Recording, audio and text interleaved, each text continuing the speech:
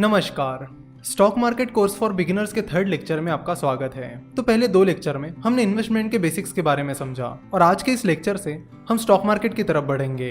तो हम stock market को एक बहुत ही बेहतरीन एग्जाम्पल की मदद से समझेंगे और एकदम शुरुआत से समझेंगे ताकि आपके सारे बेसिक डाउट्स क्लियर हो जाए।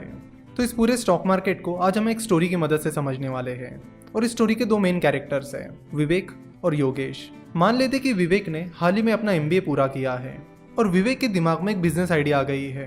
विवेक को IT that is information technology में काफ़ी इंटरेस्ट है और विवेक को यह भी पता चलता है कि इंडिया में IT बिजनेस में काफ़ी सारे इश्यूज चल रहे हैं जिसे वो सॉल्व कर सकता है और उन प्रॉब्लम्स को सॉल्व करने के लिए वो एक IT आउटसोर्सिंग बिजनेस शुरू करने की प्लानिंग करता है। तभी विवेक को लगता है कि उसे एक बिजनेस पार्टनर की ज़रूरत है, इसलिए वो अपने दोस्त योगेश को अप्रोच कर लेता है। तो विवेक योगेश के पास चला जाता है और उसे अपनी पूरी आइडिया बताता है कि IT इंडस्ट्री में कौन कौन से प्रॉब्लम्स है, कैसे हम इन्हें सॉल्व कर सकते हैं, एटसेट्रा एटसेट्रा। अब ये जो योगेश है वो एक IT प्रोफेशनल है जिसे IT इंडस्ट्री का अच्छा खासा एक्सपीरियंस है, तो उसे विवेक की आइडिया अच्छी लगती है और फिर वो एक पूरा बिजनेस प्लान बनाते हैं कि कैसे वो इस कंपनी को शुरू करेंगे, कैसे वो कस्टमर्स को सर्व करेंगे, उनके क्या प्रोडक्ट्स रहेंगे, क्या सर्विसेज रहेंगे, एटसेट्रा। फिर जैसे उनका बिजनेस प्लान रेडी हो जाता है वो अपने बिजनेस पर काम करना शुरू कर देते हैं और कंपनी का रजिस्ट्रेशन करने के लिए निकल पड़ते हैं। कंपनी का रजिस्ट्रेशन करने के लिए वो एक CA को कांटेक्ट करते हैं और जनरल कंसल्टेंसी प्राइवेट लिमिटेड नाम से अपनी कंपनी फॉर्म कर लेते हैं।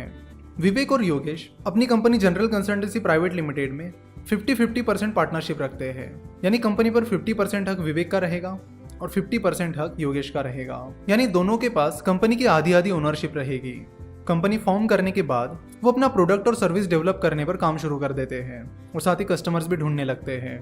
योगेश को IT इंडस्ट्री में अच्छा खासा एक्सपीरियंस है, जिसकी वजह से योगेश के IT इंडस्ट्री में अच्छे खासे कॉन्टैक्ट्स थे, जिसके चलते जनरल कंसल्टेंसी को अपने शुरुआत के कुछ क्लाइंट्स मिल जाते हैं और उनका बिजनेस चलने लगता है।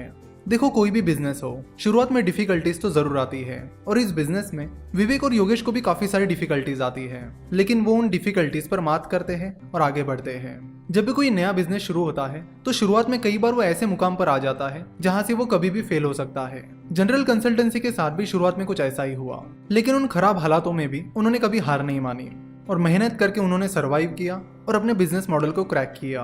तो शुरुआत के कुछ स्ट्रगल्स के बाद उनका बिजनेस अच्छा खासा चलने लगा, जनरल कंसल्टेंसी को अच्छा खासा रिवेन्यू भी आने लगा, तो उन्होंने अपना बिजनेस मॉडल भी क्रैक कर लिया और उनको रिवेन्यू भी आने लगा।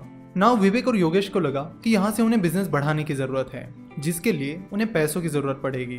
विवेक और योगेश चाहते थे कि वो अच्छे खासे सॉफ्टवेयर प्रोडक्ट्स डेवलप कर पाए ताकि वो अच्छे और ज्यादा से ज्यादा क्लाइंट्स को अट्रैक्ट कर पाए, और इन प्रोडक्ट्स को डेवलप करने के लिए उन्हें जरूरत थी पैसों की।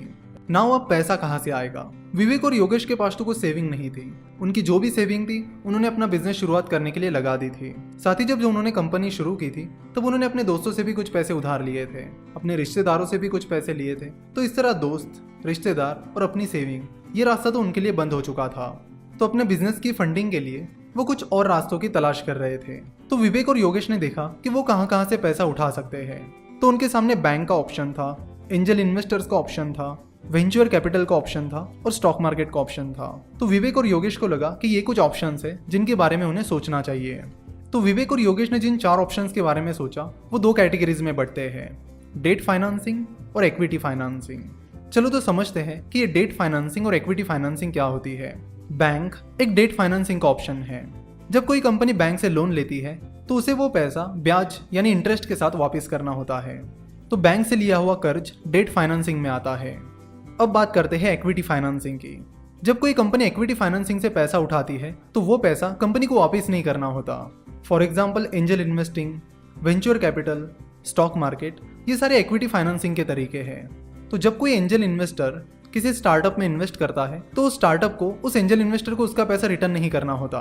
तो उस एंजल इन्वेस्टर ने इन्वेस्ट किए हुए पैसों के बदले में कंपनी को उन्हें कंपनी में ओनरशिप देनी होती है, यानी भागीदारी देनी होती है। तो विवेक और योगेश के पास 2 ऑप्शंस थे, डेट फाइनेंसिंग या इक्विटी फाइनेंसिंग।